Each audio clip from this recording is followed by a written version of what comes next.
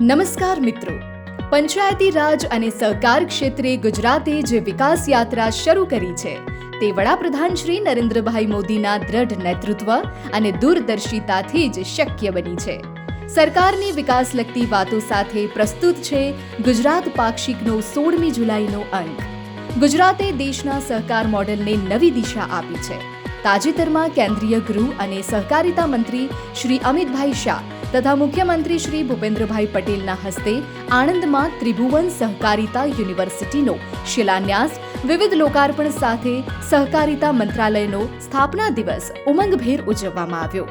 ગાંધીનગરમાં મહાત્મા મંદિરમાં અભિવાદન સમારોહમાં મુખ્યમંત્રી શ્રી ભૂપેન્દ્રભાઈ પટેલે નવનિર્વાચિત સરપંચોનું સભ્યોનું સન્માન કર્યું હતું.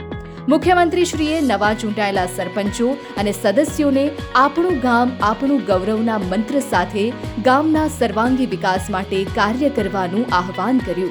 આવી વિવિધ વાતોની રજૂઆત સાથે જ વાચક મિત્રો, આ અંકમાં તમને સરકારના વિકાસ કાર્યો, લોકહિતલક્ષી નિર્ણયો અને વિવિધ માહિતીસભર વાતો વાંચવા મળશે. આપ આ અંક માહિતી ખાતાની ઓફિશિયલ વેબસાઇટ પરથી ડાઉનલોડ કરી શકશો. જય જય ગરવી ગુજરાત.